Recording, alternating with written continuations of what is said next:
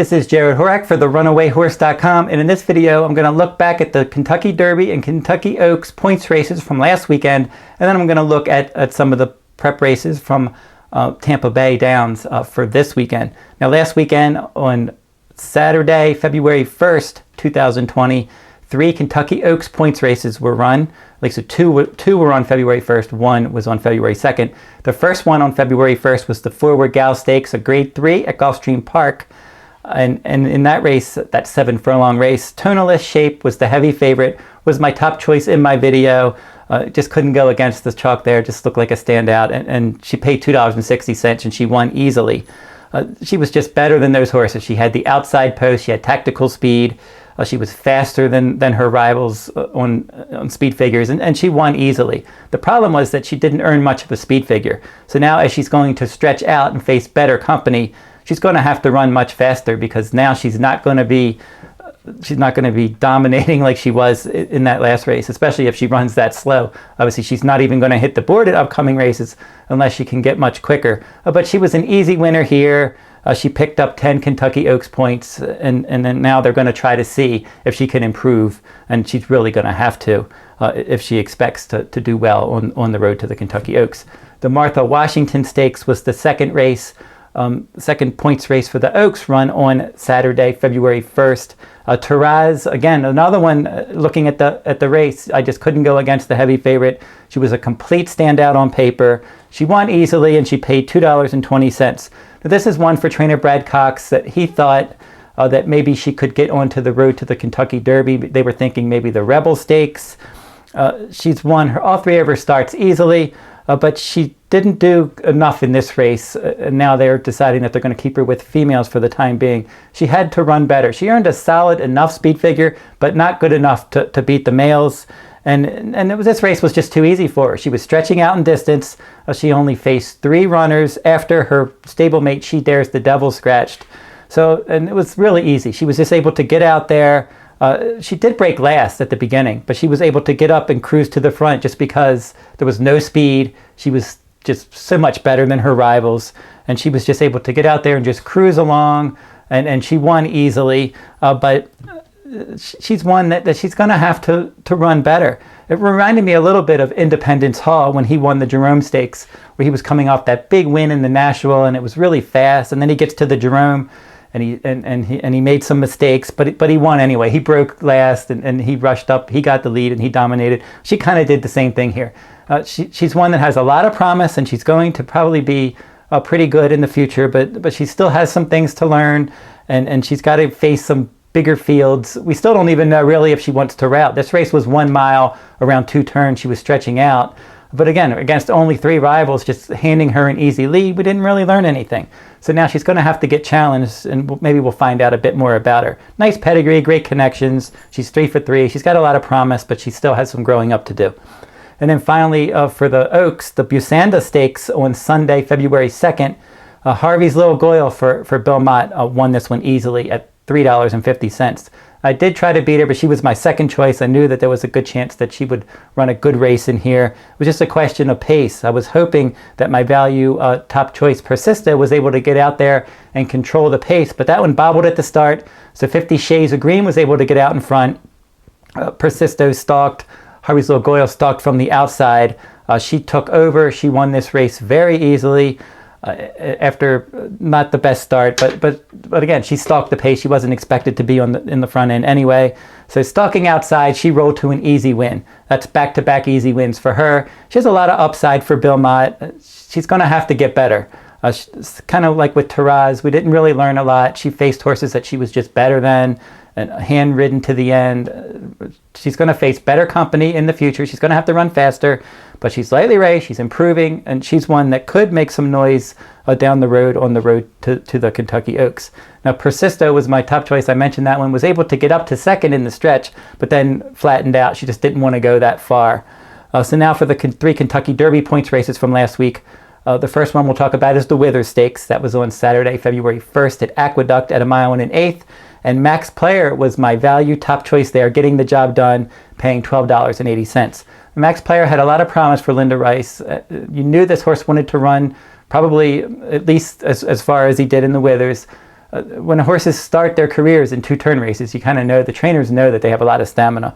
And that's what Max Player did. Back-to-back two-turn races at Parks, broke the maiden second time out on a wet track. But looking at that, it didn't really look like he thrived on the wet track. It just looked like he just won anyway, just because he was better than those horses. And this was a big step up. He's one that he's going to have to run a lot faster in the future, but he has a lot of promise. He raced wide throughout, stalking the pace. The jockey was really after him, really pushing on him to try to get him into the race, heading around the far turn. He was even wider in the stretch, and he was able to run down Shotsky there to win nicely, win going away very easily. Now, the speed figure wasn't nearly as good as the other two three-year-old stakes races that were run for the Kentucky Derby prep races on February 1st.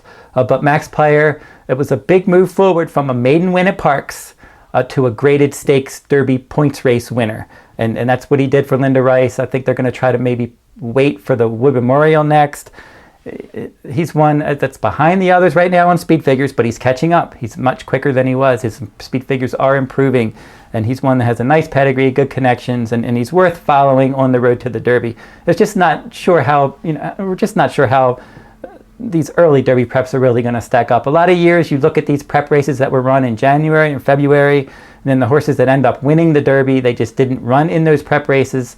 They were either late bloomers or they were horses that were better two-year-olds.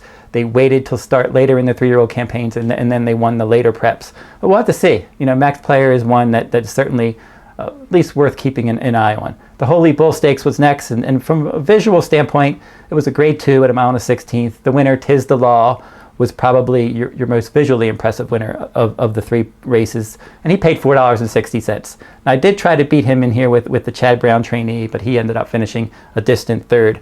Now, Et Indian was the one that was up on the pace. Tis the Law was stalking. Now, Tis the Law actually, I think one of the most important things that he did was he broke sharp. He could have gone to the front if they wanted to, but they wrangled him back. I think because they didn't want to just go to the front and win. They wanted to try to get him to relax and finish, because if he's going to get a mile and a quarter, that's what he's going to have to do. And so his rider, Manny Franco, he wrangled him back, got him to the outside and in the clear, and then he was able to run past the front runner and win by more than 3 lengths. He was lugging in the stretch as well, something he'll have to work on there. But very impressive, looked good, got a good speed figure. Again, how important are these early preps? We really don't know. But he was one that was one of the better two-year-olds, and he possibly could have been the two-year-old champion if he would have won the Kentucky Jockey Club Stakes. He won his first 2 starts, including the Champagne.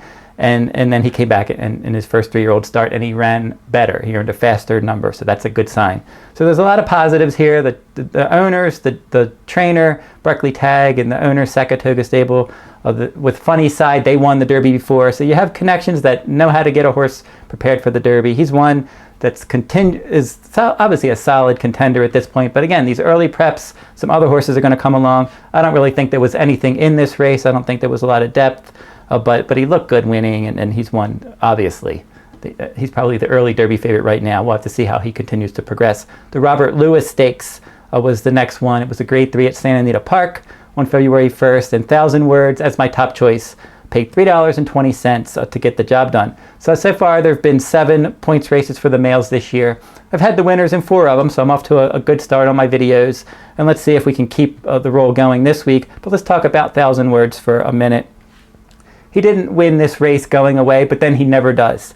And he's one that I like how he can beat you so many different ways. His career debut from an outer post, he stalked outside, and he was able to wear down the more experienced runner and win that one. His second career start in the Los Alamitos Futurity, stretching out, facing winners, and in a graded stakes. In his second career start against more experienced rivals, like a New Door, that horse was second in the Breeders' Cup Juvenile. He had every reason to not win second time out, facing more experienced rivals in his first route with only 1 sprint under his belt.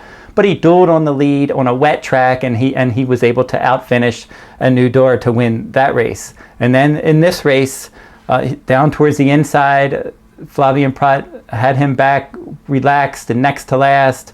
saving ground, and he was able to push his way between rivals.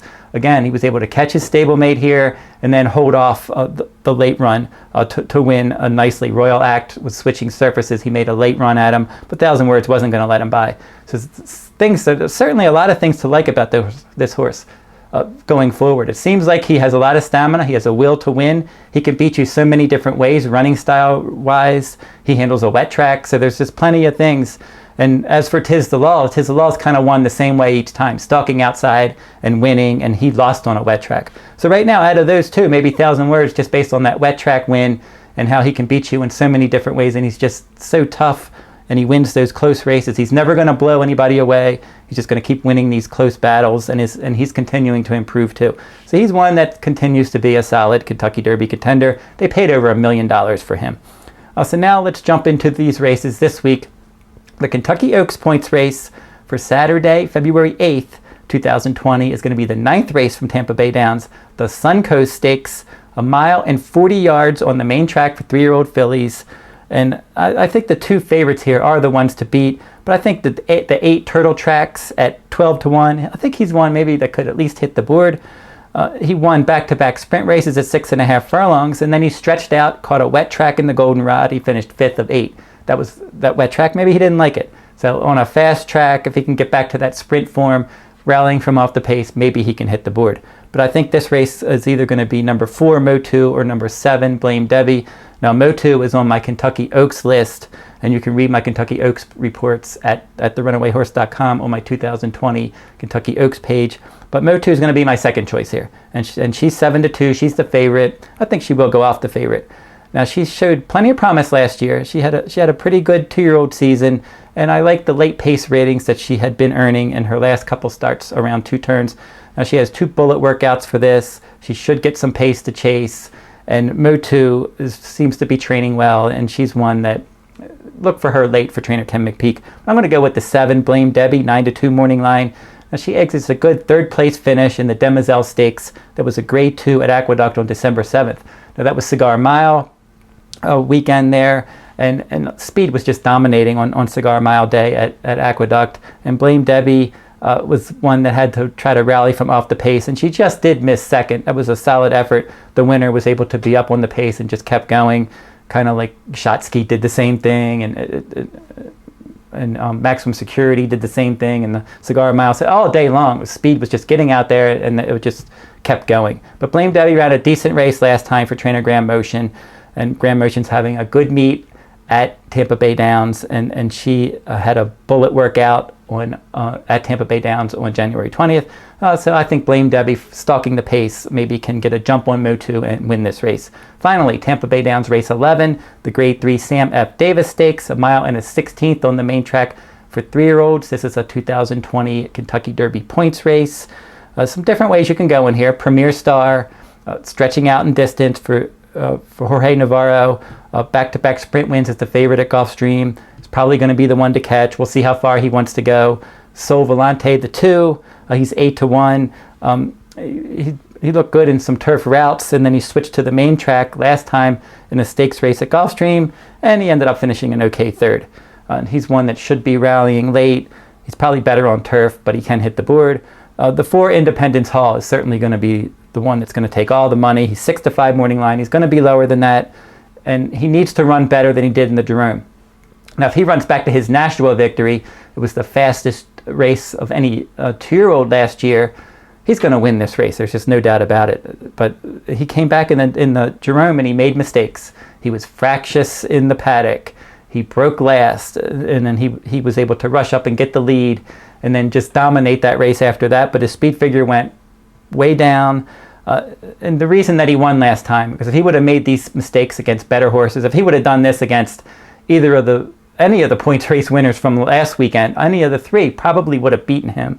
I don't think he would have won any of those points races last week if he would have run that Jerome race, because he was just so much better than his Jerome rivals. There wasn't much in the field, and he was able to dominate because he was just so much better. But he can't make those kind of mistakes this time. If he makes any mistakes like that, a horse like Premier Star is going to make him pay, and possibly my top choice, the 1 Ajaaweed.